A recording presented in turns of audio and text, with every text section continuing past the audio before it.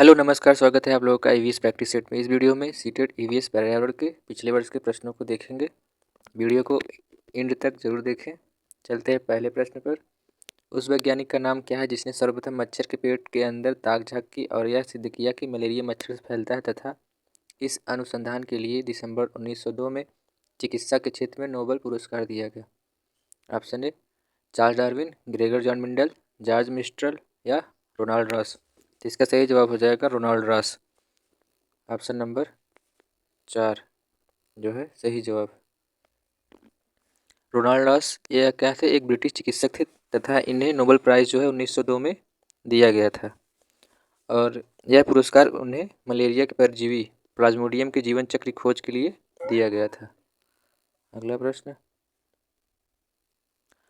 रजत ने अपने मित्र से कहा, मैं नहीं खेल सकता क्योंकि मुझे तेज बुखार है। मैं कभी बुखार, सिर दर्द और अंत में पसीना आने के चक्र से गुजरता हूँ।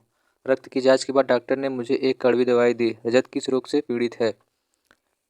मियादी बुखार, टाइफाइड, अतिसार, डायरिया, कॉलेरा या हैजा, मलेरिया।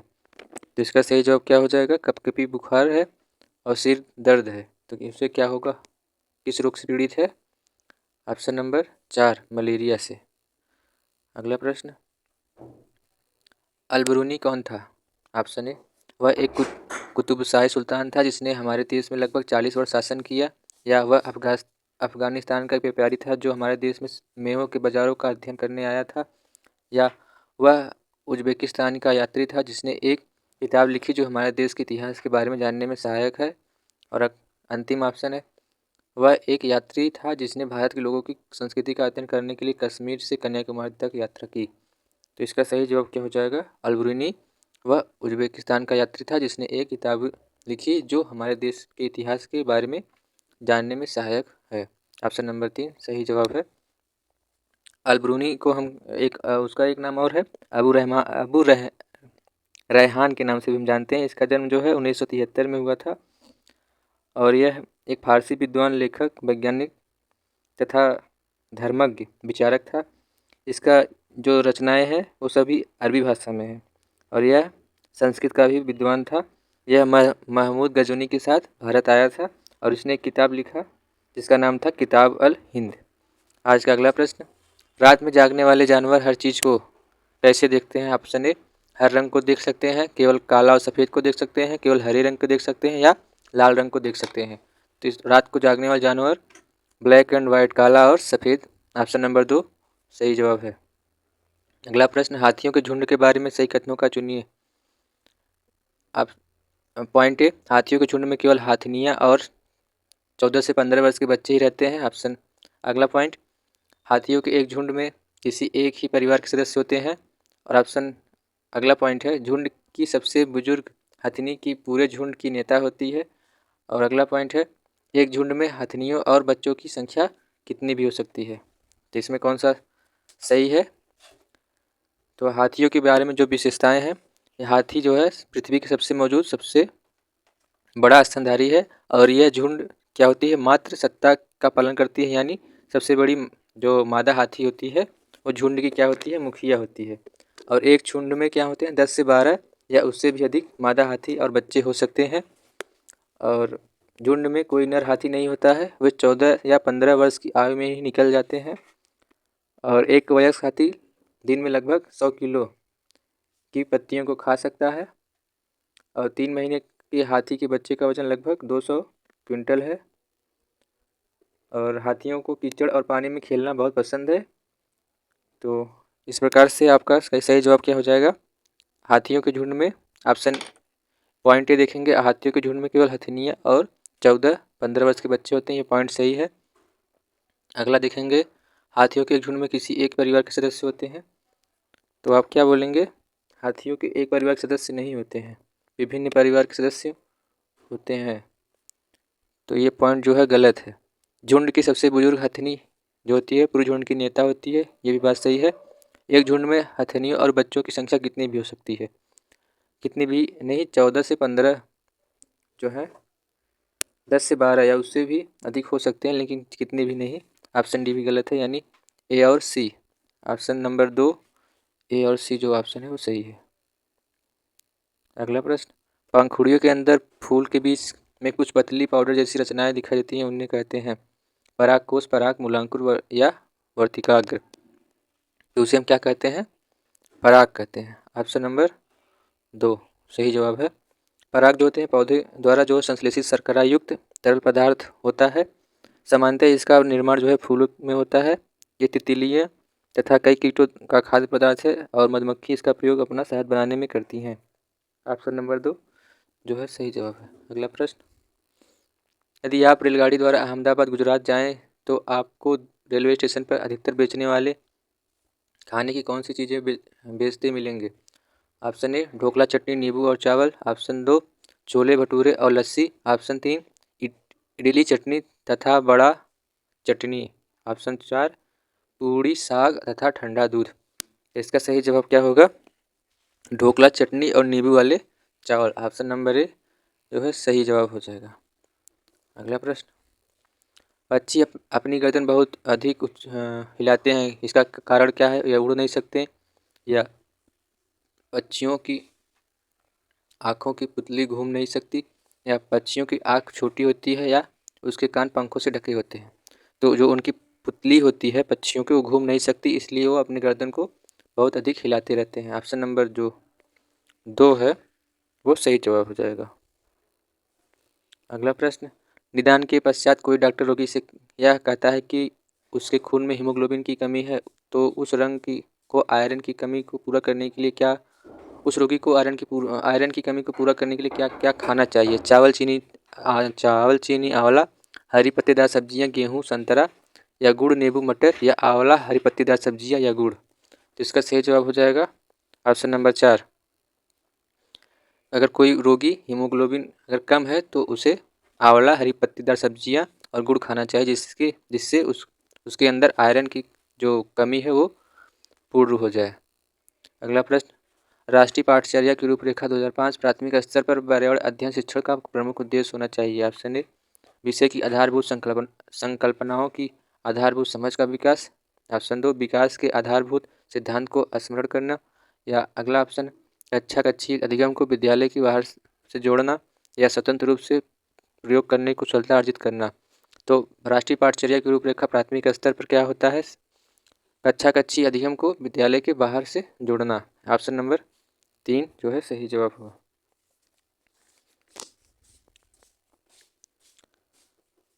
अगला प्रश्न, निम्नलिखित में से कौन सा प्राथमिक स्तर पर पर्यावरण अध्ययन की पाठचर्या की आवश्यकता के अनुरूप नहीं है?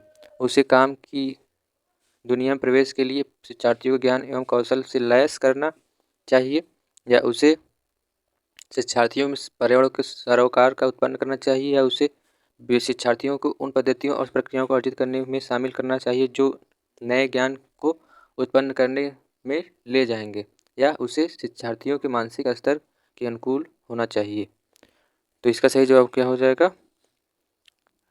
पर्यावरण अध्ययन की पाठचर्या की आवश्यकता के अनुरूप नहीं है। तो ऑप्शन नंबर ए जो है वो सही जवाब हो जाएगा। उसे काम की दुनिया में प्रवेश के लिए शिक्षार्थियों को ज्ञान एवं कौशल से लैस करना, विद्यार्थियों को ज्ञान एवं कौशल से लैस करना पर्यावरण अध्ययन की क्या है? पाठचर्या के अनुरूप है। तो ये नहीं पूछा है, तो ऑप्शन नंबर ए सही जवाब हो जाएगा। अगला प्रश्न, एनसीईआरटी की पाठ्य पुस्तकों में पर्यावरण अध्ययन की उच्च प्राथमिक और स्थान दिया गया है। विषय ऑप्शन ए विषय की आधारभूत संकल्पना की व्याख्या करने के लिए। अगला ऑप्शन चिंतन और विस्मय के लिए विद्यार्थियों को अवसर उपलब्ध कराने के लिए, या तकनीकी शब्दावली सटीक परिभाषा उपलब्ध कराने के लिए, या अधिक संख्या में अभ्यास कर प्रश्नों को शामिल करने के लिए। तो एनसीईआरटी पाठ्यपुस्तक में पर्यावरण अध्ययन के लिए उच्च प्राथमिक स्तर जो है किसका स्थान दिया गया है? चिंतन विस्मय के लिए क्या करना चाहिए? शिक्षार्थियों को अवसर उपलब्ध कराना चाहिए। ऑप्शन नंबर जो 2 है वो सही जवाब है। अगला प्रश्न, पर्यावरण अध्ययन की पाठ्यपुस्तकों में कविता और कहानी को शामिल करने का निम्नलिखित में से कौन सा उद्देश्य नहीं है? विषय में रुचि का विकास करना कौन सा उद्देश्य नहीं है? ठीक, कौन सा उद्देश्य नहीं है? विषय में रुचि का विकास करना, या नित्य और एकरस विषय वस्तु में बदलाव करना, या विद्यार्थियों को आनंद और मजा उपलब्ध कराना, या शिक्षार्थियों में कल्पनाशील और सृजनात्मक योग्यता को बढ़ावा देना। तो इसका सही जवाब क्या हो जाएगा? नित्य और एक रस विषय वस्तु में बदलाव करना। ये पर्यावरण अध्ययन ये क्या है? पर्यावरण अध्ययन की पाठ्यपुस्तकों में, कविताओं और कहानियों में शामिल नहीं है। ऑप्शन नंबर जो 2 है सही जवाब हो जाएगा। अगला प्रश्न, पर्यावरण अध्ययन की एक अच्छी पाठचर्या को बच्चे के प्रति सही, जीवन के प्रति सही और विषय के प्रति सही होना पाठचर्या की निम्न विशेषताओं में कौन सी उपयुक्त आवश्यकताओं को पूरा नहीं करता? ऑप्शन ए, भय और भय और एवं पूर्वाग्रहों से मुक्त होने के मूल्य को बढ़ावा देती है। ऑप्शन 2, यह विषय को एक सामाजिक प्रक्रम के रूप में देखने के लिए शिक्षार्थी हेतु आवश्यकता है। या यह शिक्षण अधिगम प्रक्रिया पर आधारित बल देती है। या लास्ट ऑप्शन है, यह शब्दावली और परिभाषाओं पर अधिक बल देती है। इसका सही जवाब क्या होगा? ऑप्शन नंबर 4, यह शब्दावली और परिभाषाओं पर अधिक बल नहीं देती। पाठचर्या की विशेषताओं में शब्दावली और परिभाषाओं का अधिक बल नहीं देना है। यह विशेषता क्या है? उपयुक्त रूप से पूर्ण सही नहीं है, बल्कि यह विशेषता है कि पर्यावरण अध्ययन की एक अच्छी पाठचर्या को बच्चे के प्रति सही, जीवन के प्रति सही और विषय के प्रति सही होना चाहिए। तो इसमें गलत पूछा है, तो ऑप्शन नंबर 4 जो है उससे शब्दावली और परिभाषाओं पर अधिक बल नहीं देना चाहिए। ऑप्शन नंबर 4 सही जवाब है। अगला प्रश्न, नलिनी कक्षा 3 के शिक्षार्थियों से जानवर हमारे साथी प्रकरण से क्या करती है? परिचित करवाना चाहती है। तो प्रकरण को और अधिक रोचक तरीके से प्रस्तुत करने के लिए निम्नलिखित में से कौन सी युक्ति सर्वाधिक उपयुक्त होगी? ऑप्शन ए, विभिन्न जानवरों के चित्र को प्रदर्शित करने वाले चार्ट का प्रयोग करना। ऑप्शन 2, विभिन्न जानवरों के चित्रों को सामपट पर बनाना। ऑप्शन 3, जानवर तथा उनकी उपयोगिता पर आधारित फिल्म प्रदर्शित करना। या ऑप्शन 4, शिक्षार्थियों को पाठ्य पुस्तकों में जानवरों के लिए चित्रों को देखने के लिए कहना। इसका सही जवाब क्या हो जाएगा? जानवर तथा उनकी उपयोगिता पर आधारित फिल्म प्रदर्शित करना। ऑप्शन नंबर 3 सही जवाब हो जाएगा। जानवर की उपयोगिता हमारा जीवन क्या है, उसके बिना कैसे प्रभावित हो सकता है, इस पर आधारित एक फिल्म प्रदर्शित करके नलिनी कक्षा 3 के शिक्षार्थियों को जानवर हमारे साथी प्रकरण को अच्छे से क्या कर सकती है, उसे समझा सकती है। ऑप्शन नंबर 3 सही जवाब है। अगला प्रश्न, कक्षा 5 की NCERT की पर्यावरण अध्ययन की पाठ्यपुस्तक में प्रत्येक पाठ के अंत में एक खंड को शामिल किया गया। हम क्या समझे या सुझाव दिया गया कि इस खंड में शामिल प्रश्नों के उत्तर का सही या गलत रूप से आकलन नहीं किया जाएगा। यह परिवर्तन इसलिए किया गया क्योंकि ऑप्शन ए, इस स्तर पर बच्चों सही उत्तर नहीं सीख सकते। ऑप्शन 2, यह आकलन में शिक्षकों की सुविधा बढ़ाता है। ऑप्शन 3, यह जानने में शिक्षक की सहायता करता है कि बच्चे कैसे सीख रहे हैं। या ऑप्शन नंबर 4, यह आकलन में विषय निश्चितता को कम करता है। तो इसका सही जवाब क्या हो जाएगा? ऑप्शन नंबर 3, यह जानने में शिक्षक की सहायता करता है कि बच्चे कैसे और किस रूप से सीख रहे हैं। ऑप्शन नंबर 3 सही जवाब है। कक्षा 5 की जो NCERT पर्यावरण अध्ययन की पाठ्यपुस्तक में प्रत्येक पाठ के अंत में हम क्या समझे खंड देने का मुख्य उद्देश्य है कि जब शिक्षार्थी पूर्ण पाठ को पढ़ने तथा शिक्षक के द्वारा पढ़ाने के बाद शिक्षार्थी जब उस खंड को हल करेगा तो यह ज्ञात हो सकेगा कि वह शिक्षार्थी कितना सीख और कितना नहीं सीखा है। तो इस प्रकार इसका सही जवाब ऑप्शन नंबर 3 है। जानने में शिक्षक की सहायता करता है कि बच्चे क्या सीख रहे हैं, क्या नहीं सीख रहे हैं और कितना सीख रहे हैं। अगला प्रश्न, प्रयोगशीलता खोजना, जांच पड़ताल और प्रश्न पूछना पर्यावरण अध्ययन के सक्रिय अधिगम के अनिवार्य तत्वों का निर्माण करते हुए एक शिक्षक जो हमें खाना चाहिए की संकल्पना के बारे में बताने की निम्नलिखित गतिविधियों का व्यवस्था करता है। ऑप्शन ए, सामपट पर उस प्रकार के सभी भोज्य पदार्थों को चित्र बनाता है। ऑप्शन अगला, विभिन्न भोज्य पदार्थों को उदाहरण देता है, प्रत्येक में अनिवार्य तत्व बताता है। या शिक्षार्थियों से कहता है कि सभी संभावित स्रोतों से संबंधित जानकारी एकत्र करें या प्रकरण पर एक वीडियो दिखाता है। उपयुक्त 4 गतिविधियों में से कौन सी सक्रिय अधिगम को संतुष्ट करता है? तो इसका सही जवाब क्या हो जाएगा? ऑप्शन नंबर, विभिन्न भोज्य पदार्थों को उदाहरण देता है, प्रत्येक में अनिवार्य तत्व बताता है। ऑप्शन नंबर 2 जो है इसका सही जवाब है। अगला प्रश्न, कक्षा 4 के विद्यार्थियों को हवा सब जगह है प्रकरण पढ़ाते समय गीतिका निम्नलिखित गतिविधियों करने की योजना बनाती है। तो ऑप्शन ए जो है शिक्षार्थियों को क्षेत्र भ्रमण पर ले जाना। ऑप्शन 2 शिक्षा विशिष्ट उदाहरण से संकल्पना की व्याख्या करना, या संकल्पना को समझाने के लिए मल्टीमीडिया कैप्सूल का प्रयोग करना, या प्रकरण से संबंधित प्रश्न पूछना। उपयुक्त प्रस्तावित गतिविधियों में से कौन सी प्रकरण को प्रभावित करने तरीके पढ़ाने के लिए सार्थक नहीं है? तो कक्षा 5 के शिक्षार्थी को हवा सब जगह है ये प्रकरण पढ़ाने के लिए गीतिका को कौन सी गतिविधि नहीं करनी चाहिए? उससे विद्यार्थियों को क्षेत्र भ्रमण पर ले जाना। ये ऑप्शन जो है सही जवाब हो जाएगा, ऑप्शन नंबर ए। अगला प्रश्न पर्यावरण अध्ययन की पाठ्य पुस्तक में विभिन्न प्रकरणों को एक खंड करके देखो का शामिल किया गया, जिसका उद्देश्य क्या है? ऑप्शन ए प्रत्यक्ष हस्तपरक अनुभव उपलब्ध कराना, ऑप्शन 2 परीक्षा में निष्पादन को सुधारना, या वैज्ञानिक शब्दावली की परिभाषा सीखना, या घर में विद्यार्थियों को व्यस्त रखना। तो पर्यावरण अध्ययन की पाठ्य पुस्तकों में विभिन्न प्रकरणों को एक खंड करके देखो में क्या शामिल होना चाहिए? हस्तपरक क्या है? अनुभव उपलब्ध कराना। ऑप्शन नंबर ए जो है आप सही जवाब है। अगला प्रश्न पर्यावरण अध्ययन में एक अच्छे दत्त कार्य का मुख्य लक्ष्य क्या होना चाहिए? प्रभावी अधिगम के लिए पाठ को दोहराई, या समय को बेहतर उपयोग सुनिश्चित करना, या शिक्षार्थियों को अनुशासन में बनाए रखना, या अधिगम विस्तार के अवसर उपलब्ध कराना। तो इसका सही जवाब क्या हो जाएगा? ऑप्शन नंबर 4 अधिगम विस्तार के लिए क्या करना चाहिए? अवसर उपलब्ध करना चाहिए। अगला प्रश्न पर्यावरण अध्ययन के शिक्षकों के रूप में चिड़ियाघर के भ्रमण का आयोजन करने का मुख्य उद्देश्य होना चाहिए। शिक्षार्थियों को आनंद और मजा उपलब्ध कराना, नित्य शिक्षण कार्यक्रम एक रसता को बदलना, या शिक्षार्थियों को सक्रिय अधिगम अनुभव उपलब्ध कराना, या शिक्षा की गुणवत्ता के बारे में अभिभावकों को संतुष्ट करना। तो पर्यावरण अध्ययन शिक्षा के रूप में चिड़ियाघर भ्रमण के आयोजन करने का मुख्य उद्देश्य क्या होना चाहिए? शिक्षार्थियों को सक्रिय अधिगम अनुभव उपलब्ध कराना। इसका मुख्य उद्देश्य ऑप्शन नंबर 3 सही जवाब है। अगला प्रश्न सामाजिक विज्ञान के संदर्भ में पर्यावरण अध्ययन की पढ़ाने के लिए निम्नलिखित में कौन सा उद्देश्य नहीं है? ऑप्शन ए इसे शिक्षार्थियों को विद्यमान विचारों और अभ्यास पर प्रश्न करने के योग्य बनाना चाहिए, या इसे बच्चों को समाज में एक जिम्मेदार सदस्य के रूप में बढ़ने के योग्य बनाना चाहिए, या इसे बच्चों को संस्कृत अभ्यासों में विविधता का सम्मान करने योग्य बनाना चाहिए, या इसे बच्चों को मुख्य शब्दावली या किसी सही परिभाषा याद करने के योग्य बनाना चाहिए। तो इसका सही जवाब क्या हो जाएगा? ऑप्शन नंबर 4 सामाजिक विज्ञान के संदर्भ में पर्यावरण अध्ययन पढ़ाने का मुख्य उद्देश्य नहीं है। क्या नहीं है? इसे बच्चों का मुख्य शब्दावली की सही परिभाषा याद करने का इसका मुख्य उद्देश्य नहीं है। ऑप्शन नंबर 4 सही जवाब है। आज का अगला प्रश्न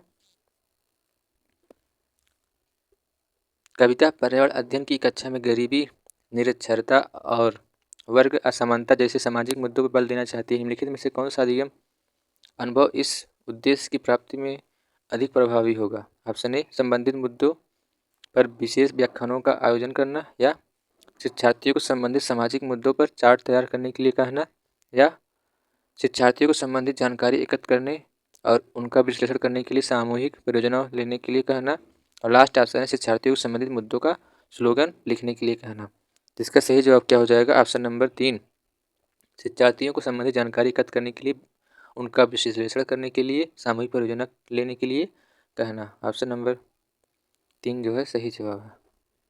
अगला प्रश्न प्राथमिक स्तर पर्यावरण अध्ययन में रचनात्मक आकलन को शामिल नहीं करता। किसे शामिल नहीं करता?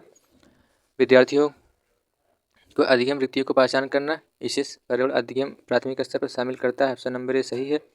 और शिक्षण में कमियों की पहचान करना, ये भी प्राथमिक स्तर पर्यावरण अध्ययन में रचनात्मक आकलन के लिए क्या कर रहा है? शामिल करता है। और विद्यार्थियों को क्या करना चाहिए? सीखने में बढ़ावा देना, तो ये भी करता है। लेकिन शिक्षार्थियों को ग्रेडिंग और रैंकिंग के आधार पर रचनात्मक आकलन जो है पर्यावरण अध्ययन में शामिल नहीं करता। ऑप्शन नंबर जो 4 है वो क्या है? गलत जवाब है। तो नहीं करता है, तो इसका ये सही जवाब हो जाएगा ऑप्शन नंबर 4। ये सब गलत जवाब है। अगला प्रश्न नीचे दिए गए कुछ क्रियाकलाप दिए गए हैं। खानों का उत्खनन या खुदाई, बांधों का निर्माण, बाजारों में बेचने वाली पत्तियां एवं जड़ी बूटियों को इकट्ठी करना, बांस से टोकरी बुनना, गिरे हुए पत्तों को पत्तल बनाना। इनमें से वह क्रियाएं कौन सी जो जंगलों के गायब होने के जिम्मेदार है? ऑप्शन ए और बी दोनों, या ABC, या BCDE। तो इसका सही जवाब क्या हो जाएगा? ए बी जंगलों गायब होना यानी खुदाई, खानों का उत्खनन और बांधों का निर्माण। ऑप्शन नंबर जो है बी, ऑप्शन नंबर 2 जो है ए और बी सही जवाब हो जाएगा। अगला प्रश्न, कांसे के बारे में कौन सही कथन चुनिए। कांसा लोहे, चांदी और स्वर्ण की भांति एक तत्व है। ऑप्शन 2, कांसों को तांबा तथा टिन में पिघलाकर तैयार किया जाता है। ऑप्शन अगला, कांसा अत्यंत मजबूत होता है और इसे तोप तथा मूर्ति बनाई जाती है। या फिर कांसे में बर्तन एल्युमिनियम के बर्तनों की तुलना में हल्के और मजबूत होते हैं। तो इसका सही जवाब क्या हो जाएगा। Option A B C, option 2 C D और option 3 D A, option 4 A C. तो इसका सही जवाब ऑप्शन नंबर ए जो बी और सी है वो सही जवाब है। कांसा लोहे, चांदी और कांसा जो है तांबा तथा टिन को पिघला कर तैयार किया जाता है, ये सही है। और कांसा अंततः मजबूत होता है जिससे तोप तथा मूर्ति बनाई जाती है। तो ऑप्शन नंबर ए जो है सही जवाब हो जाएगा, बी और सी। अगला प्रश्न, गांधीधाम गुजरात में रहने वाला व्यक्ति कोई व्यक्ति पहले भोपाल मध्य प्रदेश और फिर हैदराबाद आंध्र प्रदेश जाना चाहता है, उसके सफ़र यात्रा की दिशाएं क्या होगी। पहले पूर्व फिर दक्षिण, पहले पश्चिम दिशा फिर दक्षिण दिशा, पहले दक्षिण दिशा फिर पश्चिम दिशा, पहले दक्षिण दिशा और उसके बाद पूर्व दिशा। तो पहले गांधीधाम कहाँ पे है, ये पश्चिम में है, वहाँ रहता है। तो वहाँ से कहाँ जाएगा, भोपाल जो कि गुजरात के पूर्व में है। तो गुजरात से पूर्व में गया पहला, उसके बाद हैदराबाद, हैदराबाद कहाँ पे है, दक्षिण दिशा में है, आंध्र प्रदेश में पड़ता है। दक्षिण दिशा में पहले पूर्व गया उसके बाद दक्षिण। ऑप्शन नंबर ए जो है पहले पूर्व दिशा उस फिर दक्षिण दिशा में जाएगा। अगला प्रश्न, किसी शहर के मानचित्र पर लिखा गया स्केल 1 सेंटीमीटर में 110 मीटर। यदि मानचित्र पर किन्हीं दो स्थानों के बीच की दूरी 15 सेंटीमीटर है तो उनके दोनों स्थानों के बीच की वास्तविक दूरी क्या होगी। तो 1 सेंटीमीटर कितना है, 110, तो 15 क्या दिया है, 15 सेंटीमीटर, 15 गुणे 110 करेंगे तो लगभग आएगा 1650। ये मीटर में आएगा, इसको किलोमीटर बदलने के लिए 1000 से भाग दे देंगे तो 1.65 किलोमीटर सही जवाब हो जाएगा। माउंट एवरेस्ट एक भाग है, किसका एक भाग है, भारत का, नेपाल का, तिब्बत का, म्यांमार का। तो माउंट एवरेस्ट क्या है, किसका भाग है, ये नेपाल का। ऑप्शन नंबर जो 3 है वो सही जवाब हो जाएगा। अगला प्रश्न और लास्ट प्रश्न क्या है, नीचे दिए कर्तव्य उत्तरदायित्व का अध्ययन कीजिए। पहला पॉइंट है अन्य लोगों का सामान उठाने में मदद करना। दूसरा पॉइंट है पूरे ग्रुप के आगे चलना ताकि ग्रुप पीछे चले। जो चल ना पाए उसे रुकने के लिए कहना। साथी के बीमार होने पर उसका ध्यान रखना और सबके लिए खाने पानी की इंतजाम करना या रुकने और आराम करने के लिए अच्छी जगह ढूंढना। तो माउंटेनियरिंग के में जो ग्रुप लीडर है कि जिम्मेदारी कौन सी सही है, तो क्या सही है, आप पहला पढ़ेंगे तो उन्हें अन्य लोगों को सामान उठाने में मदद करना, ये सही जवाब है। और पूरे ग्रुप के आगे चलना ताकि ग्रुप जो है पीछे चले, तो ग्रुप के उसे क्या करना चाहिए, ग्रुप के पीछे चलना चाहिए ना कि आगे, यह गलत जवाब है। जो चल ना पाए उससे रुकने के लिए कहना, उससे रुकने के लिए जी ये भी गलत जवाब है। ऑप्शन नंबर अगला पॉइंट है डी, साथी के बीमार होने पर उसका ध्यान रखना और उसे खाने पीने का इंतजाम करना, ये सही जवाब है। और रुकने और आराम करने के लिए अच्छी जगह ढूंढना, ये भी सही जवाब है। तो ए डी ई जो ऑप्शन नंबर 4 है वो सही जवाब है। तो मित्रों आज के ईवीएस प्रैक्टिस सेट में 30 क्वेश्चन पूरे होते हैं। और कैसी लगी प्रैक्टिस सेट कमेंट करके जरूर बताएं और लाइक शेयर सब्सक्राइब जरूर कर दें। आज के लिए आप लोगों का धन्यवाद।